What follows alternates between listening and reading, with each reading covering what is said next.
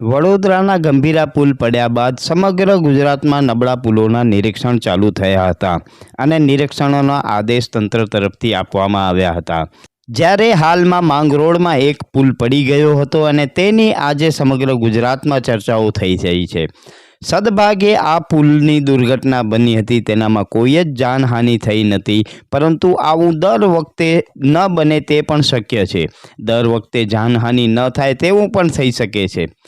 આ કિસ્સામાં વિચિત્રતા એવી છે કે અંગ્રેજો જે આપણા ભારત પર 200 વર્ષ રાજ કરી ગયા છે, તેમના બનાવેલા પુલ 100 થી 150 વર્ષ સુધી ચાલે છે, પરંતુ આજના આપણા જે કાળા અંગ્રેજો છે, જે ભ્રષ્ટ બાબુઓ છે, તેમના બનેલા પુલો અમુક જ વર્ષમાં ધરાશાયી થઈ જાય છે.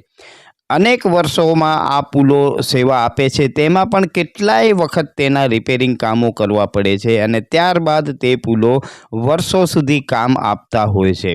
પરંતુ અંગ્રેજોના બનાવેલા પુલ, જે કે માંડવીની રૂકમાવતી નદી પર બનેલા છે, ભુજની ખારી નદી પર બનેલા છે, આ પુલો વર્ષો સુધી સેવા આપ્યા બાદ પણ આજે અડીખમ છે.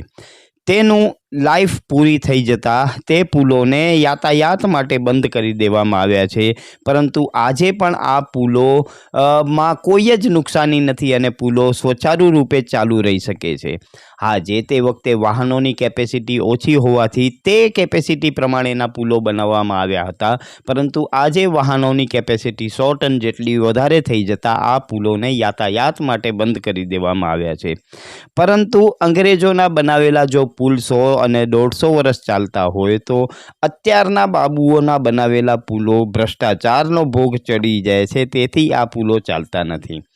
જ્યારે આજે ગોપાલ ઇટાલિયાએ પોતાના મત વિસ્તારમાં આવેલા એક જર્જરિત પુલની મુલાકાત લીધી હતી અને તેની હાલત તંત્ર સમક્ષ મૂકી હતી અને ભાજપના ભ્રષ્ટાચારની વાત કરેલી હતી.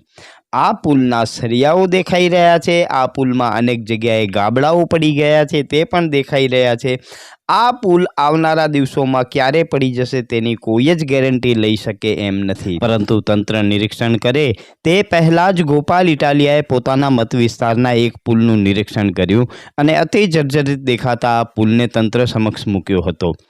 તો જાણીએ આ પુલ અંગે ગોપાલ ઇટાલિયાએ શું વાત કરી અને આગામી દિવસોમાં આ પુલની સ્થિતિ કેવી થવાની છે તે ગોપાલ ઇટાલિયા જ આપણે સમજાવશે. આજે અમે અહીંયા એક જર્જરિત પુલની મુલાકાત લેવા આવ્યા છીએ. દોસ્તો, રોજ જાગીને એક બ્રિજ તૂટે છે. થોડાક દિવસ પહેલા ગંભીરાનો બ્રિજ તૂટ્યો, આજે માંગરોળ પાસે આવેલો બ્રિજ તૂટ્યો, હજુ નવો બ્રિજ તૂટે અને લોકોને જીવહાનિ થાય કે માલ મિલકતની નુકસાન થાય, એ પહેલા ભાજપના ભ્રષ્ટાચારી માનસિકતા ધરાવતા ચોર નેતાઓ જાગી જાય તો સારી વાત છે. હું અત્યારે અમારા મત વિસ્તારમાં છું, ભેસાણ તાલુકામાં છું. આ બાજુ બામણગઢ ગામ આવેલું છે, આ બાજુ રાણપુર ગામ આવેલું છે. બામણગઢ થી રાણપુર એટલે કે જુનાગઢ તરફ જતા મેઇન રોડનો જે કનેક્ટિવિટીનો રોડ છે, એમાં ઉબેણ નદી છે અને આ ઉબેણ નદી ઉપર આવેલો બ્રિજ છે. હું તમને બતાવું, આવો આગળ. ઉબેણ નદીનો બ્રિજ. હવે આ બ્રિજ પડે અને કોઈના જીવનું જોખમ થાય, કોઈનું મૃત્યુ થાય, કોઈનું વાહન તૂટી જાય, એ પહેલા ભાજપની સરકાર જાગી જાય તો સારું છે. કોઈને કાંઈ પડી નથી, બધા બિંદાસ થઈને આ બાજુ આવો જરાક. આ બ્રિજ છે, આ જોઈ લો. આવી જાઓ, અહીંયા ઉભા રહેજો. આ બ્રિજ છે, આ સરિયા છે, દેખાય છે, આવે છે એમાં.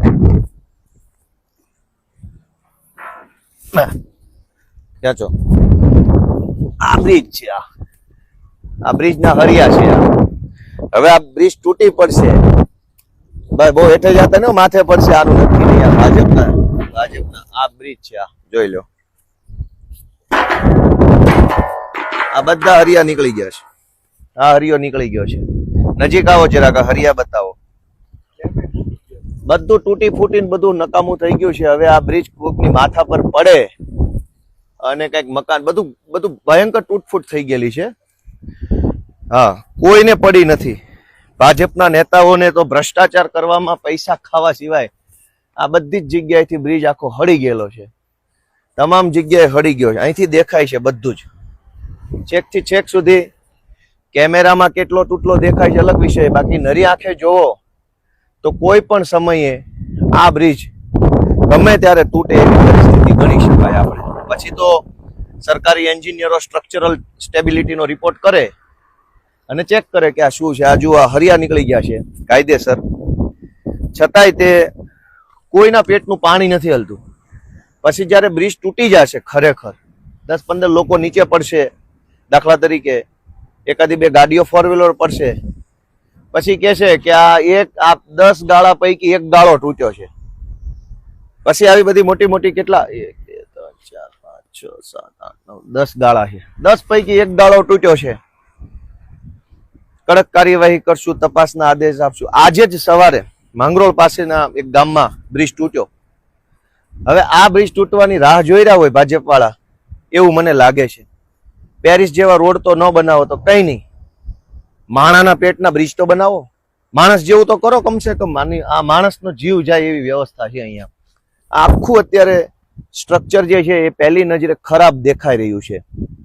સામાન્ય નજરે જોવો તો એવું લાગે કે આ બધું યોગ્ય નથી, પણ હવે કોણ સમજાવે? આ જોઈ લો, પેલી બાજુથી સરિયા નીકળી ગયેલા છે. આ બાજુ તો પાણીમાંથી જવાય એવું છે કે નહીં? હરિયા એ બાજુ તે લોખંડના સળિયા નીકળી ગયા છે. ઉભા રહ્યો જી, જવાય એવું છે કે નહીં હું જોઈ લો. ઉભા રહ્યો.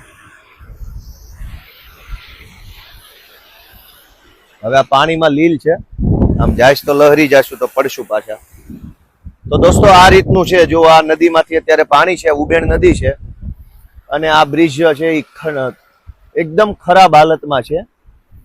આ બધું અહીંથી નજરે દેખાય છે ખરાબ હાલતમાં. હવે આની કોઈક સાર સંભાળ લે તો સારું. એક વખત આ હરિયા બતાવી દઉં નજીક આવીને. કોઈને શરમ નથી, કોઈને. ભાજપની આટલી મોટી સરકાર છે, કોઈને કઈ પડી નથી. બધા બેફિકર બનીને માણસનું મોત થાય એની રાહ જોઈ રહ્યા હરિયા છે.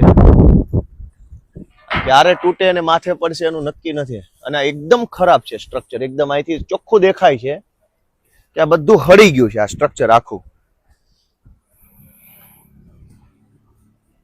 કઈ જવું નથી. હાલો ઓછા પડશે વળી. ભાજપ વાળા તો કઈ બંધાઈ દેશે નહીં.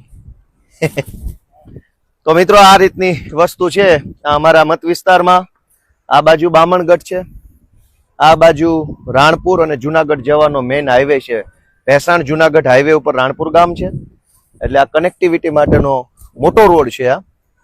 આ નાળાની આવી હાલત છે. ભાજપની સરકારમાં આત્મા જાગે, સરકારનો આત્મા જાગે, ભાજપના નેતાનો આત્મા જાગે, ભાજપના મંત્રીઓનો આત્મા જાગે એવી હું આશા રાખું છું. આ ભાજપની સરકાર કેટલા મોતની રાહ જોઈ રહી છે. કેટલા લોકો જ્યારે બલિદાન આપશે, કેટલા લોકોનો મોત થશે, પછી ભાજપની સરકારનો આત્મા જાગશે. ક્યારેક તો વહેલા જાગો, ક્યારેક તો સમયસર જાગો, ક્યારેક તો આંખ ખોલો. દર વખતે માણસ મરે, પરિવારનો માળો વિખાઈ જાય, લોકો હતપ્રભ થઈ જાય, લોકો આઘાતમાં સરી જાય, હોવા થઈ જાય, પછી જ જાગવાનું. કોઈ તો એવો સમય હશે ભાજપ માટે કે જેમાં તમે વહેલા જાગશો, અગાઉ જાગશો, સારું કરશો અને લોકોનો જીવ બચાવશો. એવું નહીં થાય. ગુજરાતની જનતાની મારી વિનંતી છે, ક્યાં સુધી આવું બધું ચલાવી લેશો? ક્યાં સુધી? મોત ચારો તરફ મોત છે. ડ્રગ્સ થી મોત, દારૂથી મોત, દારૂ પીને ચલાવતા નબીરાઓથી મોત, બ્રિજ તૂટે તો મોત, ચારો તરફ મોતનો માહોલ. અગ્નિકાંડથી મોત, ગેમ ઝોનમાં મોત, હરણીકાંડમાં તળાવમાં તરવા જાવ તો મોત, કાંકરિયાની રાઈડમાં મોત છે, સર્કસમાં બેસો રાઈડ થી પડે મોત. તો આ મોતના કુવામાંથી ક્યારે આપણે બહાર આવશું?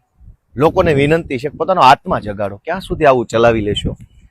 આપણે હોટલ રેસ્ટોરન્ટમાં જમવા ગયા હોય, 4 લોકો જમે એટલે સ્વાભાવિકપણે 800-900 હજારનું બિલ આવે. મીડિયમ રેન્જની હોટલમાં 1000 રૂપિયાનું હોટલમાં જમવા બેઠા હોઈએ, એમાં 250 રૂપિયાનું પંજાબી શાક મગાવ્યું હોય ને એ શાકમાં માખી, મચ્છર, ગરોળી કે કોઈ જીવ જંતુ આવે ને તો આપણે વિડીયો ઉતારીને હોબાળો મચાવી દઈએ છીએ. જાણે દુનિયામાં પ્રલય આવી ગયો ને એટલી હદે આપણે વિરોધ કરીએ છીએ કે આ ચાલે જ નહીં. હું 300 રૂપિયા દીધા છે આ શાકના. 300 રૂપિયાના શાકમાં એક માખી આવે તો નથી હાલતું, પણ આપણે આખું જિંદગી, જો આપણી ઉપર બ્રિજ તૂટી પડે ને જિંદગી બરબાદ થઈ જાય એવા હલકી કક્ષાના બ્રિજો છે, હરિયા લબડે છે, તો જનતાને કોઈને કઈ વાંધો નથી. આખા ગુજરાતમાં આવા અનેક બ્રિજ છે તો કોઈ બોલવા વાળું નથી. 300 રૂપિયાના શાકમાં માખી નહીં ચાલે, બાકી બ્રિજ ગમે એવો હશે તો ચાલશે. સરકારી બસ ખરાબ હશે તો ચાલશે, સરકારી શાળા ફૂટેલી હશે તો ચાલશે, દોસ્તો ક્યાં સુધી સહન કરી લેશું? શું કામ સહન કરવું છે?